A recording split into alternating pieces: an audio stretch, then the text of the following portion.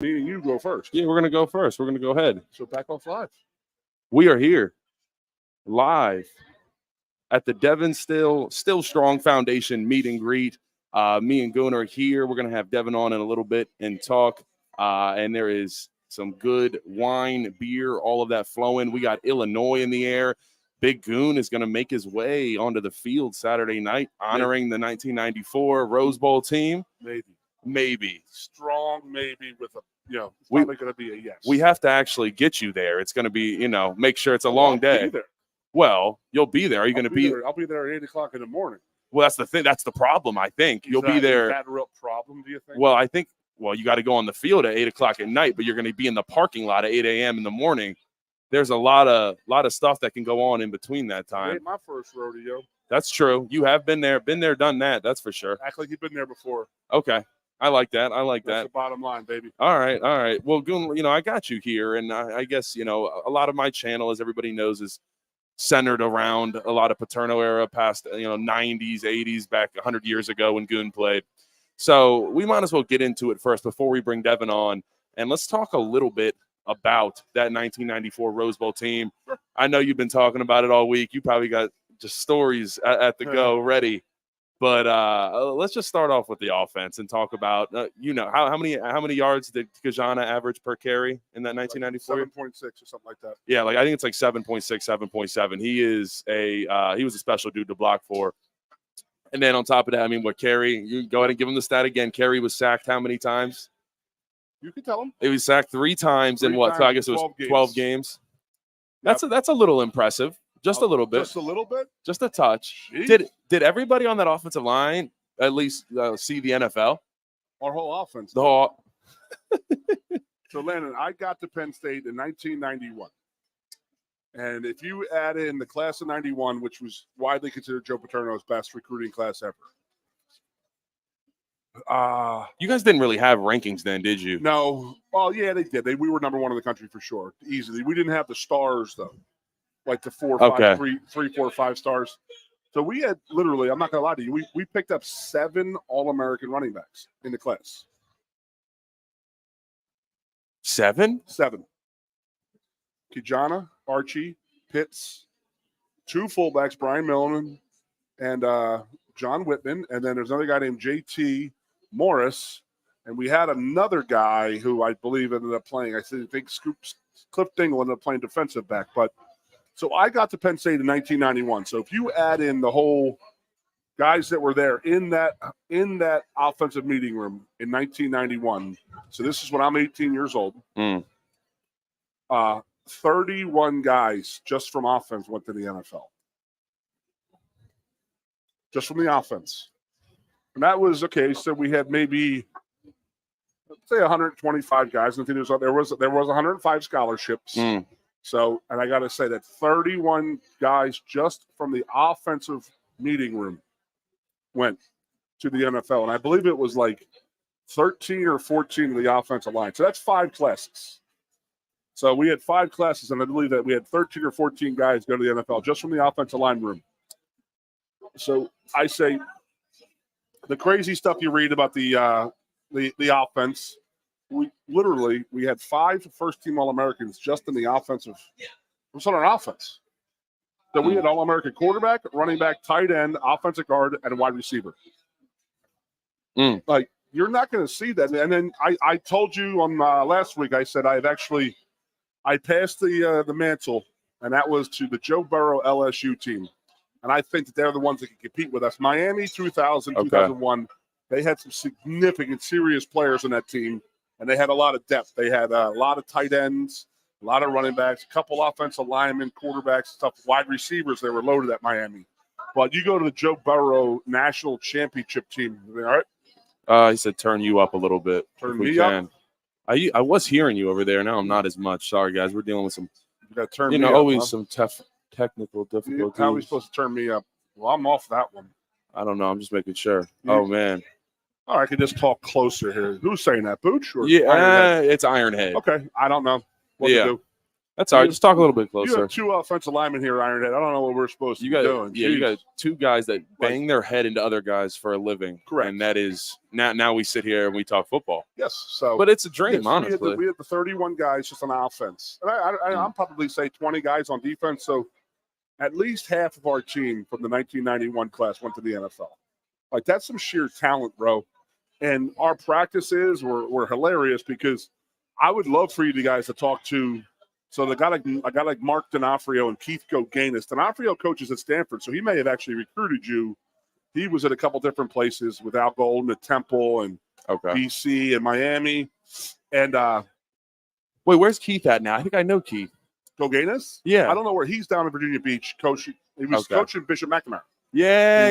That's what I thought. Okay, I was about to say. I thought I knew him. Coached against you at good counsel. Yeah. So Go and those guys. They were seniors when we were freshmen, and like they will tell you to a person that their Tuesday and Wednesday of practice was harder than any game they played that year, because we had Kerry Collins, John Sackett, quarterback, all of our offensive linemen, Kyle Brady playing tight end, Bobby playing wide receiver, and all our 5 running backs, 3 tailbacks and 2 fullbacks. We all redshirted. There's only 2 of us, two guys in our class who didn't redshirt, but they ended up taking them eventually. So we were all in together, and just the sheer talent. And like D'Onofrio and Gogo and Louis Benfatti, Tioka Jackson, another McNamara guy. Yeah, Tioka. They will tell stories that like literally they were going against us, and we were just 18-year-old kids. But they were like, you guys are literally better than the teams we're playing, and we prided ourselves in that. But we also, I mean, you know how it is. I mean, Tuesday and Thursday, we go hard because we're trying to make the defense better. Joe had us all, like, I heard one time a scout told me, you guys hit more than any other team in the country. Really? Yeah, he goes, you guys practice very, very hard. So that's what before San Francisco 49ers days of like we would have live practice Tuesday and Thursday. And then Tuesday and Wednesday were the hard practices. Tuesday, Bloody Tuesday. I don't know if you guys still call them that. We call it lunch. You got to bring your lunchbox on Tuesday. It's Hard Hat Tuesday, that type of thing. Yeah, Tuesday's a brutal day. It is, and that's where your installation's going in. But it's also where you're going to see they're going to run the play like this at you. And as a scout team guy or D guy, whatever you guys call them, the D stars, D squad, they're holding up a sheet right here, and they're saying, okay, you're the right tackle. You're going to reach block here, or you're going to double team here, and you just go and do it. And those guys would say, like, we would Tuesday and Wednesday they wanted us to ball because they wanted to get better. We made them better. But then Thursday, we were definitely still part of the crew when you didn't want. The last thing Joe wanted to see one of his linebackers getting blown up by a freshman lineman on a Thursday. You know what I mean? And they didn't need to hit. They're like, okay, we got enough. You know what I mean? Yeah. So, the All-American guys on Thursday, we didn't do any of that stuff. But on Tuesday and Wednesday, it was known that we were balling, dude. I'm curious how it changed over the years, because so now Tuesdays for us, when you come in, Mondays you go in as a team and we have off on Mondays. You had off on Sundays. So it's changed a little bit. But then you have your player-led kind of film breakdown that you do just because the coaches, you have to have a day off. There has to be a day where you're not with your coaches in season. But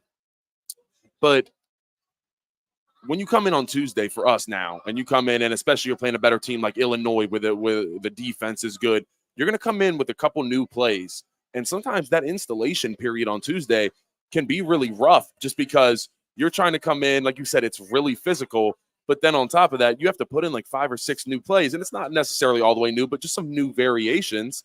And next thing you know, you're messing up. And that's prime time to have a missed assignment. And that's the last thing you want to do. So I'm curious, those prep weeks, like how many new plays would you guys like add stuff on Tuesday, or was it pretty minimal for you? Yeah, the coaches would find something that they saw something from the defense that we're going to play on Saturday, and this might work. So let's throw this in there. So Tuesday was a heavy run installation, and Wednesday was heavy pass installation. One is because you're hitting a lot more running, and when you're in the run game, so you didn't want to beat the living crap out of us because you wanted to be fresh for Saturday. And Joe was fanatical about the legs. Like, we tell the Illinois story. You heard it when we woke up on the 25th floor with no electricity. Yeah. And we had to walk downstairs, and Joe was absolutely furious, flipping out because he didn't want us to have to walk up 26 flights of stairs and then come back down before our pregame meal. So he made us stay down in the lobby in the dark. Like, I don't know if you heard these stories. I've heard some of it. And then what did you guys get to have for your pregame meal? Yeah, the pregame meal was pizza and cheesesteaks, or pizza and hoagies. And it was every fat guy's dream, dude. We were laughing and joking. We loved it. We loved it until the game started. Do you wait? So how did that game start out? Is that the one you guys started out down? Oh yeah, we got down 21-0. Yep. So they dropped us. They jumped us pretty quick, 21-0, real fast. And then we scored a touchdown on them, 21-7. But we just really, really, really needed our defense to come through for us that game because we weren't ready to play at all, not even close. And by going down and stuff like that, we really needed our. So we got some letterman here. We got Nate Stupar. I know we got to bring Nate Stupar. I knew we were gonna have some guys. Look at that. Come on, we got legends in the building. He's got like a glow around him. Look at him. It's like a halo around him. He's like a state college phenom. He is. Oh, Yeah, wow. camera's right here. Yeah, There you go. Little Nate Stupar sighting. We had some this guy's golf outing. It was a good day for me. My team actually did pretty bad, but it was a good time. How many beers drank? Probably more the same amount as holes there were on the course. Okay. So I know. I mean, I know that's what we're gonna have to get you out there soon. Hell no. I know you're just a putter. That's all right. You can be the ringer for the team and just putt. Just putt? Yeah, that's all we need you for. And I'll hold the cooler. If you got 4 guys, me, Nate, and someone else, and we got some ballers out there, we only need you to putt. That's all. I don't want to play with you guys. Well, why is that? Who's linebacker? Yeah, that's true. We don't want to play with Pretty him. boys. I hate linebackers. We had a thing not too long ago where truth hurts. It is. Did you guys ever throw anybody in the cold tub? Because we started to have wars. We didn't have a cold tub. You didn't have a cold tub. Why would we have a cold tub? Oh my God! You guys had nothing. We had electricity in our building. Okay, that's how tough we were. We're so tough. Penn State won 2 national championships and still didn't have a cold tub. It wasn't even known. What is it? Where did the cold tub come from? No heaters. No sideline heaters either. No sideline heaters. And I will tell you the story why. Okay, so why do we not have heaters on the sideline? In 1992, if you watch the movie Rudy, the snow game, that's us playing Notre Dame. So that's Penn State versus Notre Dame, and there's a little glitch in that movie because they show the blue band out at Notre Dame, and they're acting like that's Notre Dame's band, but it was the Penn State blue band. Oh. So Joe went to try and call somebody to get into the game, and he looked over, and there was like 12 guys huddled behind like the little flamethrower. And he was trying to get a hold of the guy, and he couldn't find him, and he was furious. So that was the last time we had heaters on the sidelines until Booner was freezing at Iowa. And they showed him, it was shaking. And that's when Joe was like, why don't we have heaters? Spider was like, Joe, you told us never bring those ever again. So that was a really bad loss. Very bad loss. Yeah. 3 or 4 in the net. And then that was the one at Iowa. The last second field goal. We were 1. Oh, there's nothing like those rainy cold, games. Richie games. Ornberger and those guys. Yeah, and then Wiz was on that team. That was 07. Still went to the Orange Bowl, or still went to the Rose Bowl with that team, but that loss to Iowa, It was the one loss, and it was just You know what I got to talk to Spider about today when you and him got to take a trip, just you two. The twin. And he said you were turning to everybody and you were getting on the little the small plane, and you said, hey, this is my twin Spider right behind me. We were walking down the aisle, and it's one of those prop planes, so the propellers are right there, and they're really small. So I'm walking down the hall like this. Spider's standing up straight. He's 5'2", so I'm standing there, and we literally have the exact same outfit on. We look like Penn State blue coaching shirt with a little blazer, not a blazer, but a pullover. Yeah, and then tacky shorts and then black shoes. And then we got on the plane. We had the exact same clothes on, and I'm walking down, and you're a big guy. When you go on a plane, everybody on a plane goes, "Oh no, don't sit next to me." Oh yeah, please God, don't sit next to me. Don't sit next to me. Don't sit next to me. And then I finally got to my seat, and me and him had different seats, different rows. So the lady looked at me, and she's like, "Oh God!" Like, and I'm like, "Hi, yeah, this is my seat here." And then Spider like pops up, and he's like, "Hey, ma'am." And Spider's like, "Do you mind if my twin brother and me sit together next to the plane?" And the lady couldn't get up fast enough to give Spider her seat. So, yeah, we got out there, and the reason we had to go out there that he needed help because the Minnesota Twins were in a playoff series, and then we had to convert the locker room from a baseball locker room. A professional baseball locker room with the kegs and beer meisters and stuff like that. They had beer in the locker room for baseball players. Really? NFL. Oh. I played football in the Canadian Football League. Okay. And every time you used to go into the shower, there'd be one of the owners pumping a keg of Labatt or Molson Golden for you. How different was playing in it was the CFL, the Canadian Football League? It was fun. The whole reason I did it because I wanted to play. I wasn't going to get a shot. The NFL wasn't going to touch me because of my neck. So I just wanted to play football. And, I went up there into Saskatchewan, which is funny because I could say I did it. Did you enjoy it? I did see it. Yeah, it was fun as hell, dude. Yeah. You know who my teammate was? Who's that? Let's just say who my drunken running partner to the casino every night was. Who's that? None other than the University of Texas head coach, Steve Sarkisian. Me and him were hammed up probably every night every town in Canada has 2 casinos. So we had 2 different casinos to choose from. So we were probably there 3 or 4 nights a week at the casinos and stuff like that, just drinking and playing. Yeah, and at the bar. Not much else to do in Regina, Saskatchewan. No, not at all. You'll have to take me up there sometime, I guess. No, I won't. Yeah, no, actually, that's probably a better idea if we don't do that. But Goon, I'm asking for beers now, screaming across the room. Yeah, that's all right. I don't know if anybody can hear us out there. They asked us to announce that the silent auction is open. Yeah, it doesn't sound like we have. I will tell you guys, if you're listening here, these events are cool. We got assigned Goon's cousin, Shane Conlon. Shane Conlon. Same port, same boat. We just got dropped off. Yeah, they got Goon and Shane Conlon. Their families got dropped off at different spots. There was just a slight change of the vowel at the end of the name. Basically, blood relatives for the most part. They got a Jack Ham jersey here and then a Drew Aller, all signed. So we got some cool stuff here. Where's the Chiefs jersey? I saw that for sure. I didn't know there was a Chiefs jersey. I think it was Donovan Smith. Oh man, there's some awesome stuff here. That's for sure. We are at the Still Strong. I saw a Taylor Swift framed. Are you a Taylor Swift fan? Have you ever heard any of her stuff? I mean, I've heard of it, of course. I never. It's not it's really good. my thing. Yeah, no, it's good. Devon my man, what's up? Great to see you. Brother. How are you, man? How are you? But what's up? What's up? We're gonna. You want to take a for a second? We'll take a little break. We'll take a little break. Yeah. That sounds good. We will take a break, and we will be right back after this. This video is sponsored by Campus Steaks. Go check them out downtown State College. And Sunday morning, we have a meet and greet with Bo Perdula, 10 to 11 a.m. So come out at Campus Steaks. But we will be right back with Devon Still after this. The Center Hall Farm Store has been serving Center County and beyond for well over a half century. A small family business, the Center Hall Farm Store specializes in animal nutrition and manufactures its feed fresh using local ingredients. Get the best in horse, cow, pig, chicken, and bird feeds. If you're not already a customer, stop in and see why so many of your neighbors are. The Center Hall Farm Store at 110 West Allison Street in Center Hall, or call us at 814-364-1393. A lot has changed about State College. One thing that hasn't is W.C. Clark's Coffee Roasters on 234 East Calder Way.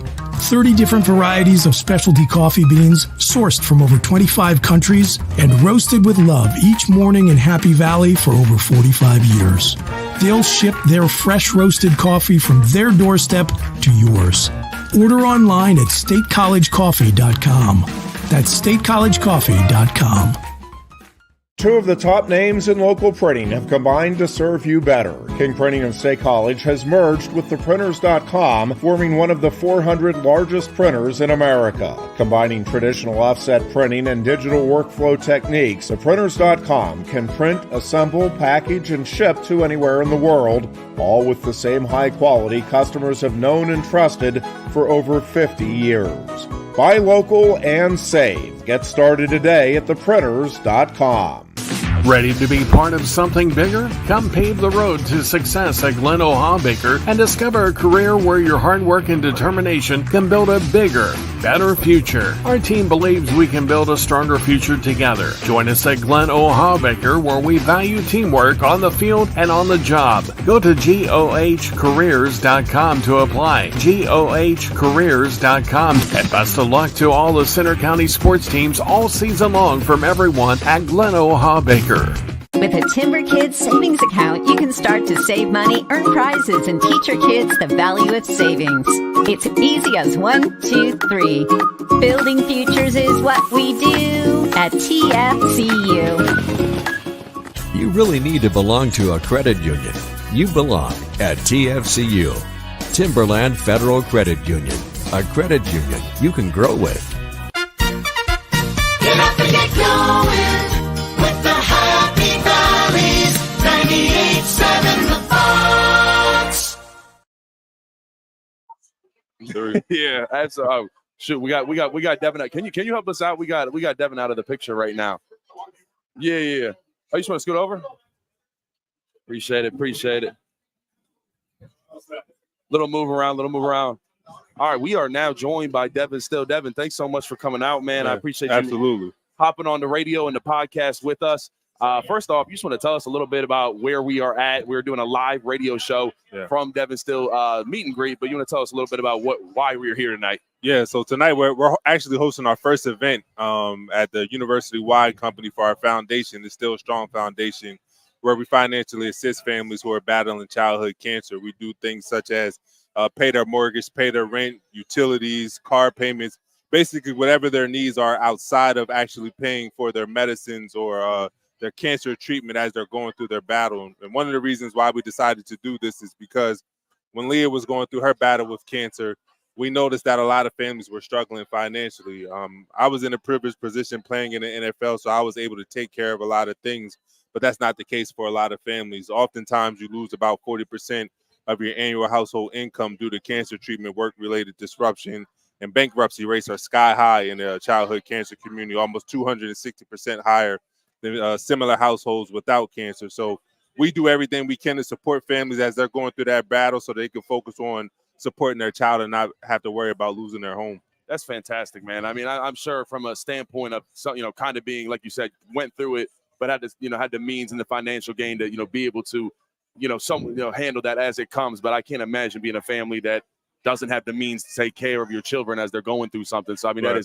that is really amazing. That's so admirable. But I just want to ask you first, like when you stepped away from football, was that one of your main things you wanted to get into, was saying, hey, I want to get, dive into my charity work and really help those people out that need it? Or like when you stepped away from football, what was kind of that process of figuring out what you wanted to get into? Yeah, so there was a couple of times I stepped away from football. So the first time I stepped away from football was the year that after Leah was diagnosed with cancer.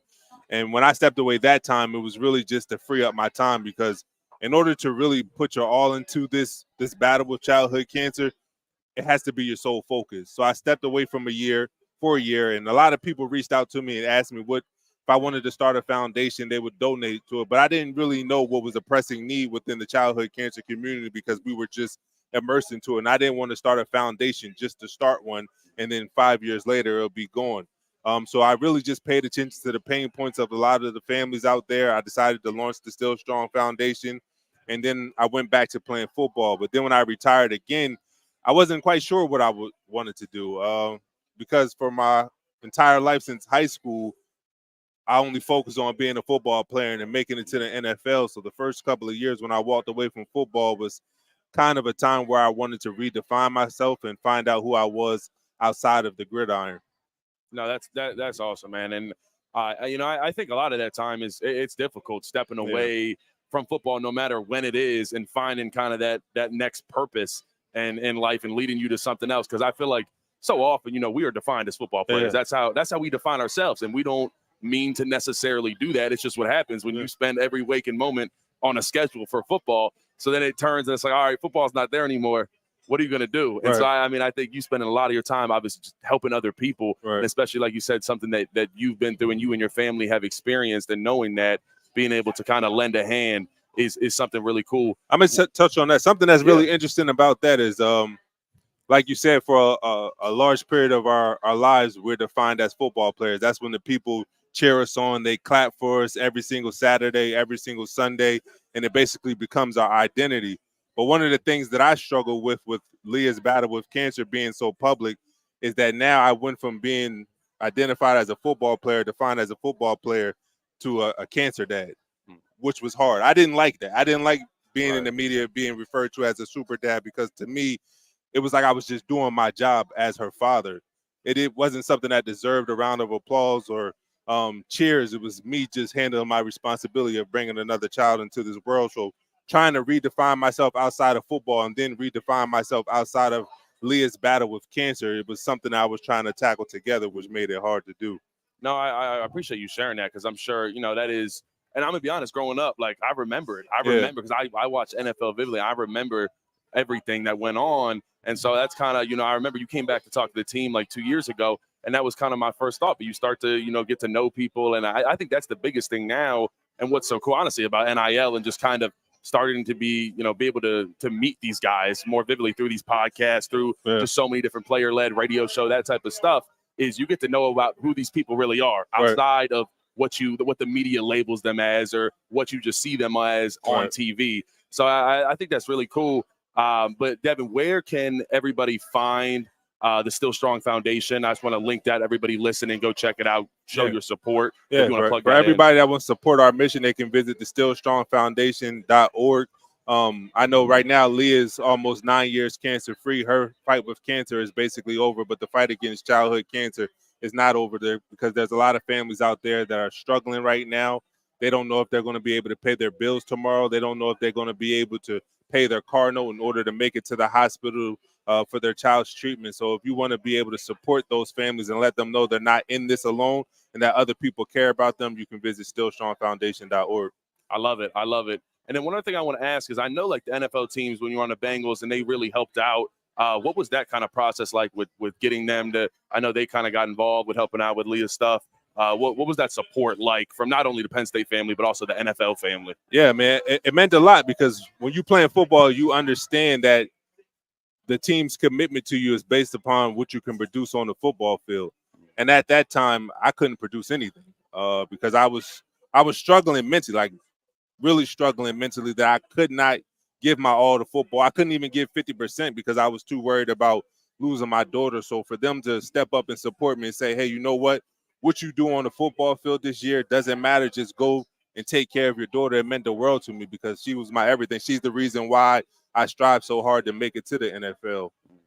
Absolutely, man. Now that's awesome. Let's, so if you want to help out, go to the Still Strong Foundation online, donate, see how you can get involved. Got a lot of cool stuff going on. Got a golf outing tomorrow. Oh, yeah. You golf at all? I can tee off. Okay. I can tee off a little bit. Little driver. I can drive around and say hi and hello to everybody. Exactly. Pass out drinks and stuff. There you go. Yeah. As long as you're involved in some way, it's a good time. Right. That's what Goon does. Goon tells me he just, gets drunk and maybe his flip-flops on, and then well, sorry. That's true. That's on tape. Sorry. You've only said that like 3 times today on air. Sorry. Yeah. But Devon, I would take a step back, and we'll get Goon on in a little bit, because he knows your story very well. Yeah. But let's talk about all the way back into your recruitment. And I know you're from New Jersey. What? Oh. Born in New Jersey, grew up in Delaware. Oh, my fault. Okay. Boy, okay. Oh, Delawareans to fight you over that. Oh, yeah. That's well, all right. So how long? Yeah, I'm sorry. I'm a DMV guy. But how long were you in New Jersey, and then when did you move to Delaware? I was in New Jersey till I was about 3 years old. Okay. And then I moved to Delaware. And what was that experience growing up? I mean, was it kind of middle of nowhere? Because I go through Delaware sometimes. People think that.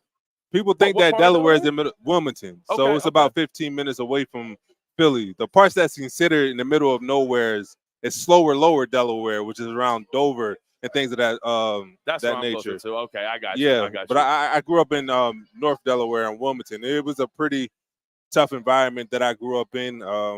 It was poverty-stricken, a lot of drugs and violence, but I think football and my parents gave me the structure to really be disciplined, stay out of trouble, and just focus on my dreams. Mm-hmm. And for those who don't know about Slower Lord, that's where Chris Godwin's from.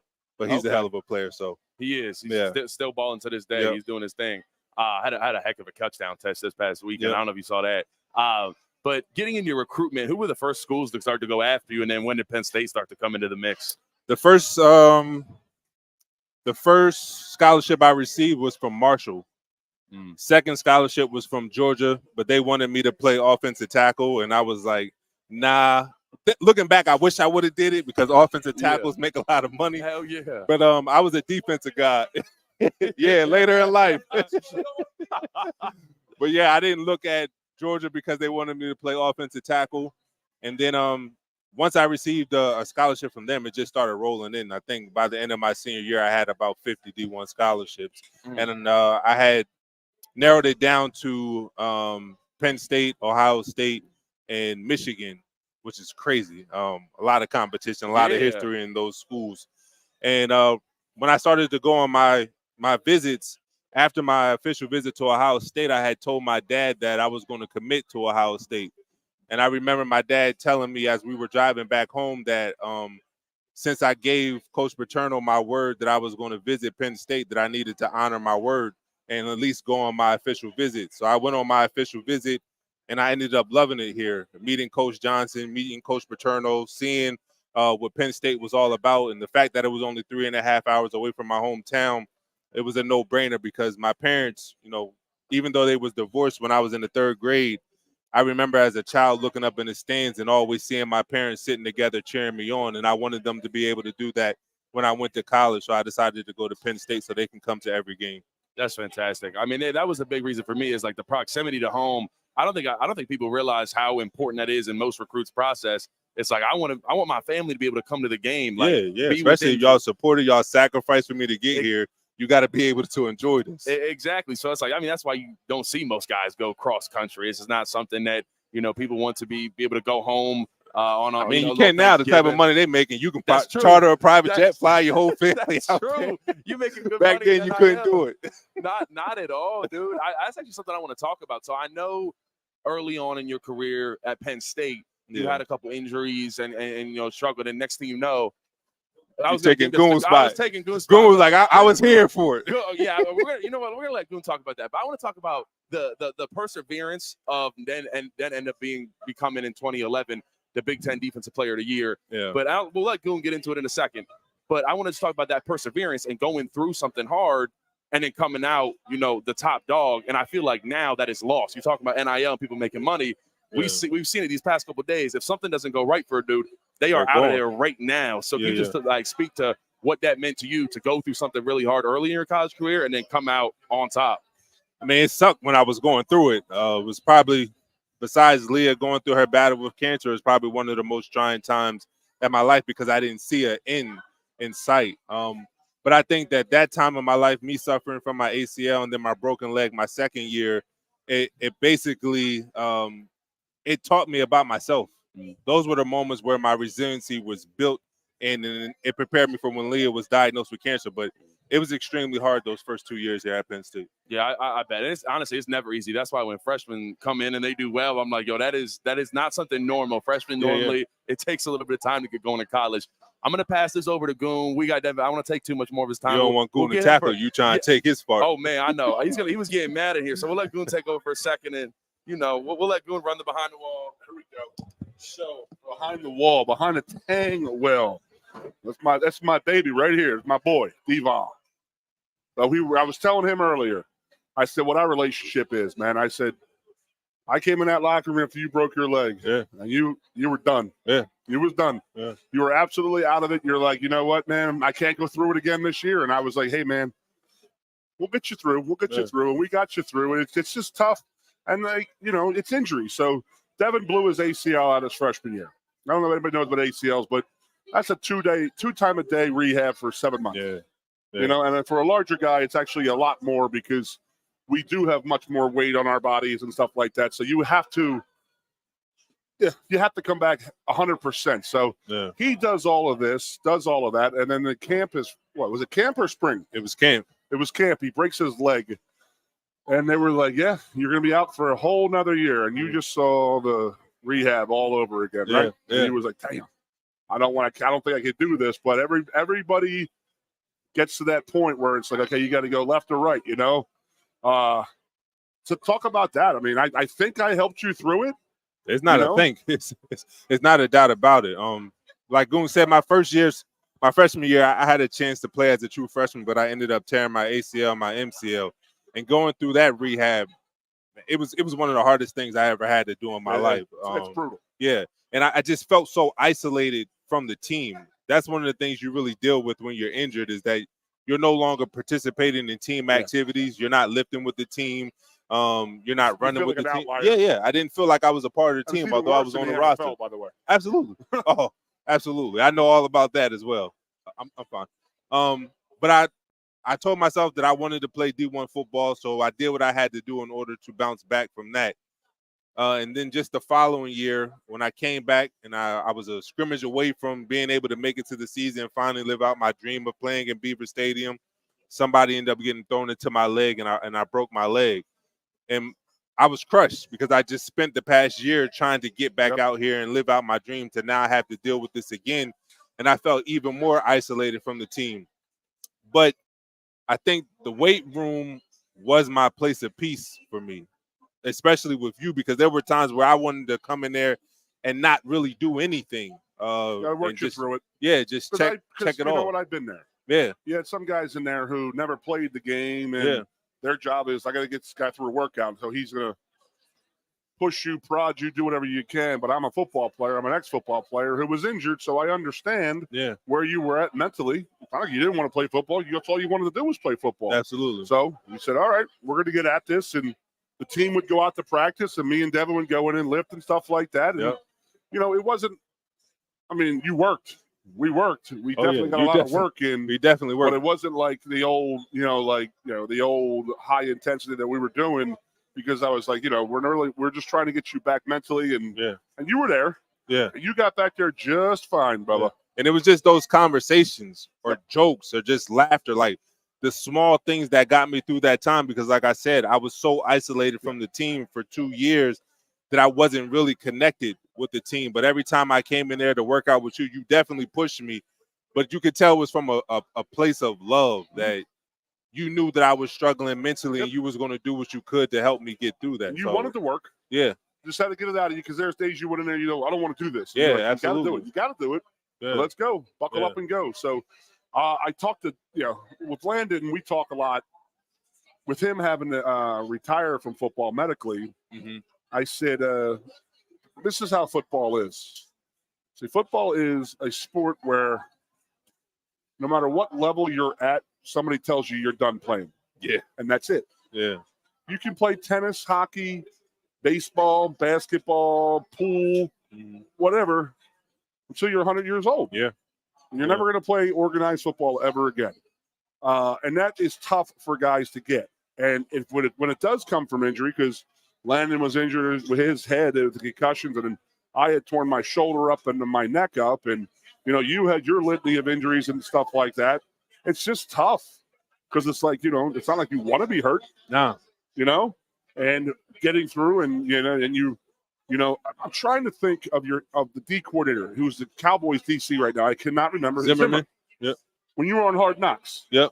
And I'm not a big fan of the Bengals organization, but what they did for you by saying we're going to keep you on the roster when you were worried about your daughter and her, but he kept you on those health benefits and health insurance and stuff like that. Yeah. That's something they don't normally do, in my opinion. No. Absolutely. So that was out of the box for them, and I was very impressed by all of that. So, but I mean, I see my girl here. Yeah, she's out there working the room, man. She's out there working the room. Raise So that taught money. her well, man. How old is she now? She's 14, going on 21. Boy. You packing? Oh yeah. What do you got? 9 millimeter? Or 45? I got a couple. I live in you got a Texas. couple? I live in Texas. I got a couple. Where do you of live? them. In Houston. Do you really? Yep. How's that happen? When I signed with the Texans, so when I took the year off when Leah got diagnosed, then Bill O'Brien signed me to the Texans, and I was down there for a year. I ended up getting injured, and then I let my wife decide where we were going to retire, so she decided to stay down there. But you knew Fitzy then. Yeah. Yeah, I knew That's Fitz. my guy. It's crazy. He knew you, right? Yeah, He knew yeah. you were my. That was Yep. my. Yep. That was my best man, and I was his best man. Really? Yeah. Oh yeah. Oh yeah. We were best friends. High since we were energy. in 8th grade, man. Oh really? That's my best friend in the whole world since 8th grade. Okay. And Where's those he guys at now? They're at BC with Bill. He's at BS. Okay. I didn't know that. They're killing it, man. Yeah. I said with Fitz and Bill O'Brien running the offense and stuff like that, and Fitzy running those guys, they're gonna be a pretty damn good team in a few years, Absolutely. pretty quick. So Absolutely. So what is your game plan? Now you don't golf. I don't. So you're out I of the don't, Penn no. State. Is there spots open tomorrow? Yeah. Is There's there still anybody spots out there open. wants to go? What time you playing? We start at 11. Registration starts at 9 a.m. We tee off at 11 o'clock. But yeah, we're definitely not turning down no people. We have about 100 golfers for tomorrow's event, and if there's more people that want to sign up, we'll make room because, like we said, that at the end of the day, we're trying to raise money for families who are battling childhood cancer. Absolutely. I could only hear a little bit of that. So you're helping out people with their helping pay rent and type of stuff like that for people who are going through the same thing you and Leah went through, right? Yep, absolutely. Whatever they submit to us outside of medical bills, we'll take care of. So whether it's car, mortgage, groceries, utilities, gas, we take care of all those needs. All right, I got some out in the car. I can go grab a couple bills for you if you want. Yeah, let's do it. I got you, man. I got you. I got some. My mortgage needs paid next week, Devon. You know what I mean? Yep. So, how many times you come back here to state? Just this Probably one time once a year. Yeah, once a year. Well, you guys got out of here at the right time. Oh, I yeah. know Houston's not going to get hit by the hurricane or anything like that, but I'm telling you what, travel is going to be brutal tomorrow. Yeah, I heard we have a hurricane coming up from Florida. Yeah. Yeah. Well, it's actually going to hit the Panhandle and go up through. It looks like it's going to be hitting Nashville. I mean, it's going to go left instead of to the right. So it's a weird one, but I'm just saying, you traveled enough in your day. Yeah. Well, it takes us one flight getting canceled and then two more after that. And then that leads to snowball 6, effect. Yep. It's absolutely brutal. So, all right. So you're down in Houston, stayed down there. Did you lessen the house up, or did you keep the same house? No, we got the same house. Yeah? Yeah, we got the same house. Good for you, man. Yeah. So what do you think about this year's team? Do you watch our guys at all? Penn State, I think they're a good team. I think that this weekend is going to be a statement game. Yep. It's the first of the conference. They're playing against, I guess, Illinois. They're at the top of the conference right now. So I think they just have to make a statement to the entire Big Ten that they're here this year, that it's not going to be like other years where sometimes when we struggle with the elite teams in the Big Ten, we fall short. That we want to show people that we're putting the pressure on them from kickoff until the final whistle blows in the game. And I think if we can do that, we can have a good year. So I heard you talking about your recruiting decision to come to Penn State. Mine was very similar. I was a smart-ass 18-year-old kid telling my dad, I'm going to go wherever I want. I'm going to go to Florida State. Yeah. Bobby Bowden wants me. I'm playing D-line down at Florida State. He looked at me and goes, you go wherever the hell you want. I ain't going to watch you play, though. We ain't going to see you play. So if you want me and your mom and your brothers and sisters to come see you play, it ain't in Florida State because we don't have the money to get down there. So I was like, yeah, you put it that way. I didn't think about that. Then I'm 18 and I'm like, well, whatever. I'm going to go there. And then, my brother played. He was an All-American here. So I was already bred to go here. And I was coming here since I was 9 years old. So was that hard, though? Did you think that you would have to live up to what your brother was able to accomplish? See, I heard something one time, and then somebody looked at me and they so the way the staff looks at you is they think you're going to come in and be just like your brother the day he left. My brother left an All-American. And I'm like, I had never played offensive line. Right. You didn't play offensive line? D-line all in high school? All high school. Oh, D-line, wow. D-N. I played some center, but, we get up here, and then they're like, Did they move you when you got here, or they told you before you came? No, of course, they lied to you. I was like, hey, I want to play D-line. And they're like, absolutely. Yep. We want you as soon as you get on campus. D-line here. Yeah. So I lasted, we had a freshman practice. I don't know, by the time when you were here, did they have just freshman practice? No, they didn't. Yeah, so we had like a 4-day freshman camp, and I think they obviously have gotten rid of that. But I spent a half of a walk-through practice at D-tackle. Oh, wow. And then they said, hey, why don't you go over and sit there with the offensive line and see what you could do over there. So, and that was the last time I was on the defensive field. I saw that happen to a couple of players when I was there. Like, we just want to see what you'll look like over there. It's not going to be permanent, and they never made it back. So you said you wish you had played tackle here. Oh, yeah. Absolutely. Now you say that because back then you didn't. Because I didn't know how important offensive tackles were to football and how much they get paid. But as I started to move up to different levels, I was like, oh, okay.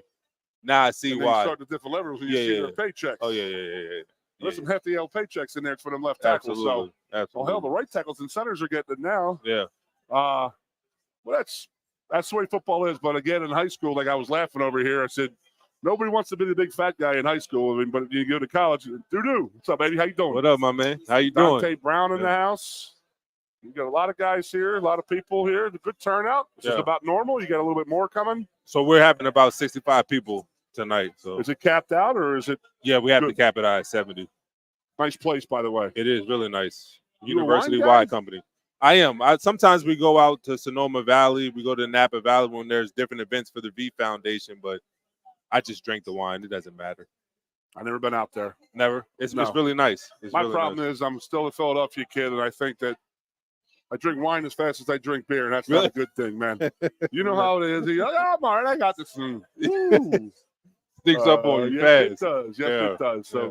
all right. So, what else you got going on? I mean, what is your day to day? I mean, you running this foundation? No, so Trish, I have a great executive director named Trish Favia.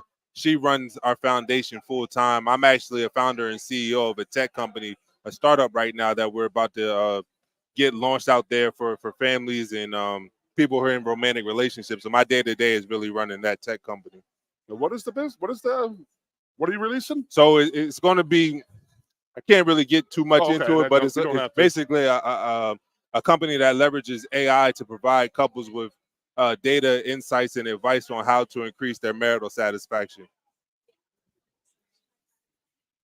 Yeah, so we're able to measure the health of your relationship in real time. Measure the health of the relationship and say, this is what your husband's going to look like in 14 years. Oh, no, we And then don't. the wife goes, oh, no, I don't want that. I don't want that. No, we don't Something want that. similar. No, we're here to keep relationships healthy and strong. But yeah, That's good. And you and your wife are doing well, Yep. obviously. Yep. So, I mean, Stupar's got like 18 daughters. You got He 3. I mean, does. what's going on here with that huddle? I don't know. I'm going to try to get that boy. I might shoot for one more to see if I can get that boy. If not, I don't know I'm if just your gonna wife have can 4 hear you. girls. She wants the boy too. She wants the you boy want the more boy? than me. Yeah. But you're going to have Look. the boy, right? All right. She gave the thumbs up. Hopefully. All right, everybody get out of here. They got some work to do around here. Do you man. have kids? No. No. Nope. I got married 11 years ago. Married a beautiful girl from Northwest PA. Married her, live in State College. Living that it free was life. tough. We were looking at it and saying, you know what? I don't like where this world's going right Yeah, now. yeah. That's a decision we made 10 years ago. It's that a it crazy wasn't- world. It I is. tell a you, crazy worry world, about and it your was kids getting every crazy time and they walk crazy. out your doors And every that's morning. what everybody I talked to says. Yeah, it's a real I thought. can't imagine Yeah. having to go to school and they're having, you Yeah. know, It's scary. safety meetings and say how to escape a shooting and stuff Yeah, like yeah. that. I mean, God forbid. I mean, people could talk and say parents are different. Just say they're way too involved in their kids' lives, and I'm like, I didn't grow up having to worry about that stuff. Absolutely not. You know, and it happens everyware. We had fire drills, They not don't- active yeah, shooter exactly. drills. And I'm so freaking old. They used to put us in like the nuclear bomb shelter. Oh, did they really? No. I was about to say, damn. They used to sit us under the chair in our little classroom, and that's supposed to Yeah. stop you from getting hit by a nuclear bomb. So Yeah. that ain't going to happen. Look at Landon over here talking, thinking he's all confident. Practice his You know, swing. see? That's what I was just about to say. That's what happens to me. I had my back surgery when I was with the Bengals. I don't want to blow my back out Well, teeing what do off. say? I say this all the time. I say when I wake up sorer from playing golf Yeah. than I did from playing football, there's something wrong with this world. Yeah. So, Landy, you want to tag out here with 7 o'clock here, Bubba? All right, we're gonna finish it up here, my man. Good luck to you. All right, Devon, I love you, brother. You're doing great things, Devon. Good luck with that baby boy. I'm trying. Hey, that's half the battle. All right. That's the fun part, baby. No, that's right. We got some comments in here. Devin's still tough as nails. Oh, Uh-oh. hold on. Y'all good. Tilt it a little. Oh, grab it. Yeah, point it down a little bit. There you go. Perfect. Thank you.